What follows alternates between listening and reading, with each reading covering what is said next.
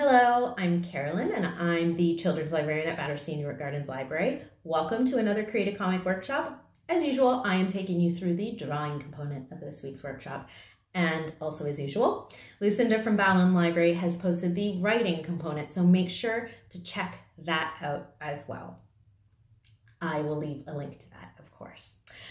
And please share with us what you've been working on. We also have launched a library achievements program, so you can earn digital badges for participating in these workshops, as well as our other online events. There are also badges for using our online resources, and of course for the number of books you've been reading during lockdown. So make sure to check out the Wandsworth Librarians Facebook page for more information about that, and of course for our whole gamut of library events, because we love having you here and we love seeing what you're doing as well. So just to quickly recap, in previous workshops, we designed our characters. There's our protagonist, Zaffy, but of course, your protagonist will be different from ours. And we also started thinking about the setting. So you wrote some description, and we also started a kind of mood board for how we think the setting might look, including some central locations like the pirate ship for our story, and also the kind of general environment and color. So we came up with a cool color palette and a warm color palette, but you might have done something different. Be creative. There's no right or wrong way to do this. These are just tips that tend to work in visual media, or in Lucinda's case, in writing. But definitely, if you're doing something different and you love it, go for it. So today we're talking about plot. And again, we're gonna switch gears and do something a little bit different. I'm not gonna be drawing these detailed drawings. These are still drafts. They're going to change, but I was putting a little more time and care and detail into the drawing itself. Today, we don't worry about this. This doesn't need to be a work of art. Honestly, it doesn't even need to look good. All you need to know how to do is draw some stick figures. I mean, that's all you really need to do anyway. You can totally draw a stick figure comic. But if you are looking to create a more detailed comic book experience, that's really cool. But today is not the time to work on that part of the process, because there will be plenty of time to refine later. Today, we are going to start storyboarding. Now, storyboarding is often used in video production. So that's basically the process of taking the script, which is the written part of the work, and translating it into a visual form. But often in video, they'll write it down on a sheet of paper, deciding what the different camera angles might be, where the different characters might be standing, the kind of lighting that's being used before they film it. Obviously, they don't just film it on the wing. They have a first draft, and they go back and they edit that draft, and they go back, and then once they start filming it, they probably change it even more. So creation is a continual editing process. And so that's why today we're not going to put too much time and care into how it looks, because it is going to change. And this is just a draft. Just like with writing, you have to draft when drawing. So you're probably going to storyboard the whole comic before you start sort of drawing a draft more in earnest. But today we're going to focus on 3 plot points that Lucinda mentioned in her workshop. All plots of any kind of storytelling, at least all decent ones, are going to have ebbs and flows in the pace of the story. So this means there's going to be slower periods. There's going to be periods where your character's just sort of doing everyday stuff. This is life as normal. And then there are going to be kind of quicker moments where the pace picks up and something changes to drive the narrative forward into something a bit more interesting.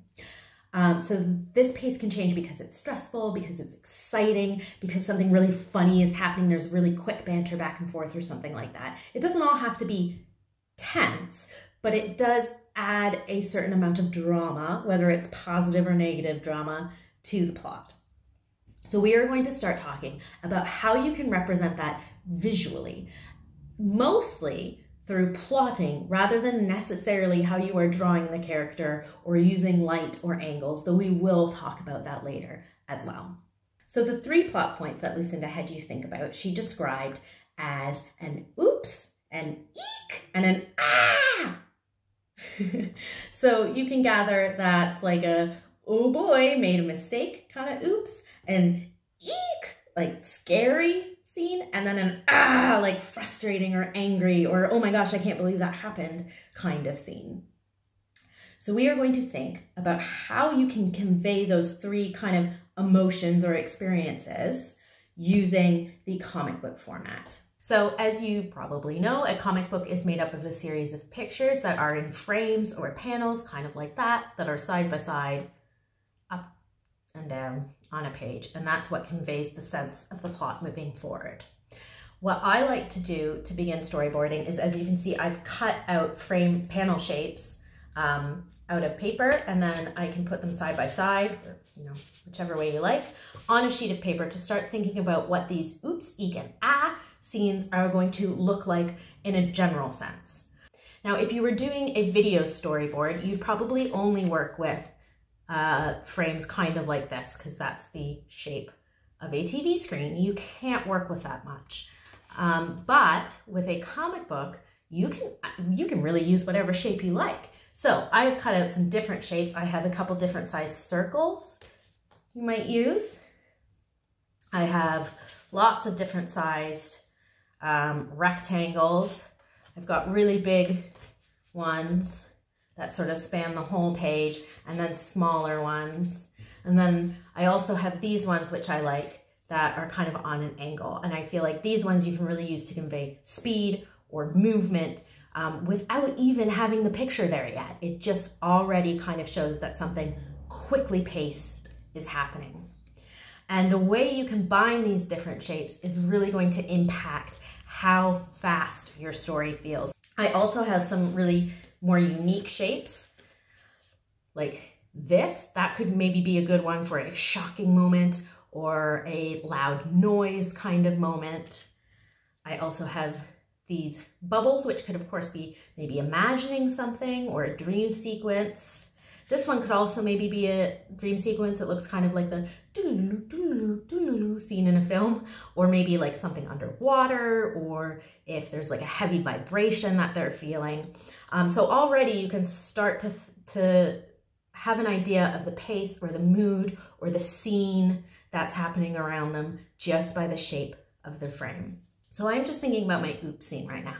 I don't have all the details of what exactly is going to happen. So like I said, this is probably going to change, but it can help you determine what the overall look of your comic book is going to look like. And that's why I also like cutting out the shapes so that I can reuse them and remain consistent throughout the same story. I mean, feel free to do what you like, be as creative as you can. But if, for example, I am using this shape to convey a dream, I want to probably make sure that next time someone has a dream, I'm using the same shape, because that's what your readers have learned to identify as a dream scene. So right now I'm thinking about my oops scene. I'm thinking an oops scene kind of starts with things seem pretty normal. Life is going on as expected. So I'm just using these two sort of very standard comic book panels. And then maybe a bigger one so we can pan out and sort of see maybe an accident waiting to happen. We see Zaffy back into a table and a jug start to topple or something. That's not that dramatic an oops scene, but maybe it's super valuable. And then I was thinking we could use this in sort of a downward motion to maybe we're showing the jug falling, and it shows it's kind of wobbling, but also kind of like a wah wah kind of mood that comes with an oopsie, but conveyed through shape and movement. And then I was thinking sort of immediately after, we have a bit of a fast pace, like, oh no, what just happened? And then I think in a scene that maybe doesn't actually have a frame to it, but kind of fills in the rest of the page, a sort of resolution to the oops, whether it's a like, oh well, or it's a like, what do we do next? So you'll notice that my panels don't fill up this whole sheet of paper. I'm assuming that the comic book is going to be a relatively normal size sheet of paper, an A4, so that these are just meant to basically fill up an A4. And now I'm going to start sketching out basically what might happen. You can really just use stick figures if you want. It's just going to be really quick because, like I said, you're probably going to change it, and it's just to get an idea of what's going to happen. Then I'm going to tape them down probably pretty lightly so you still can change them if you need to. If you have masking tape or washi tape or painter's tape, that would probably be better because then it won't stick as much and it's easier to move.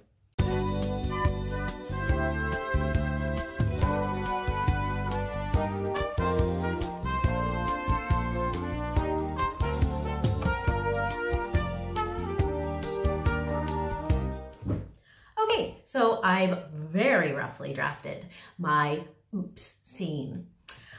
I will show you, the pencil's not going to show up that well on screen, but it doesn't really matter because it is hardly my finest work of art. But I've very roughly sketched the different scenes here and then taped the panels down. You might have noticed I actually started with this panel, which is not the first one in the scene, but it was a moment that I knew I wanted to happen, which is something falling. And that is what the kind of main oops is. Now, if I did this in the real comic, I'd probably make this panel bigger to fill up this space more. So I could have cut out a new shape if I wanted to. But that is why I left lots of space on here and plotted it on a bigger sheet of paper than the comic will actually be, because you can write your own notes. So here I will write bigger panel. You can also write quick descriptions of what is happening, because if you can see my drawings at all, you probably have no idea what's happening here. It's a bit like when you're writing your own notes or your own shorthand. As long as you can read it and understand it later, that's fine. You can make notes around here of, you know, I want this scene to be largely blue, light from here. So you can go through and start some storyboarding for your oops, your eek, and your ah scenes, or any other plot points you imagine happening in your comic book. Or you can do what I did, which was really kind of just practicing storyboarding, or what you think a character might do in a certain situation, whether or not it appears in your comic book. It's really just a way of starting to think about how to plot things visually from a written kind of script. As always, please share with us what you're up to. We'd love to see it. If you have any of your own tips or ideas about storyboarding, please let me know. I'd love to hear them, and I can share them in these videos for other people to learn from. And of course, for participating and sharing in these workshops, you can now earn those library achievement badges. So an extra bonus.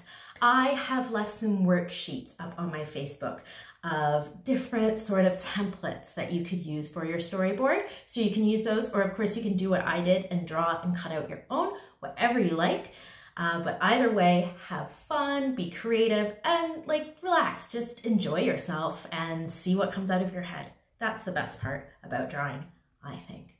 So we will see you next week, Saturday at 3 p.m. for the writing workshop, and Sunday at 3 p.m. for the drawing workshop. Hope you are keeping safe and well and happy and creative, and we'll see you again next time. Bye-bye.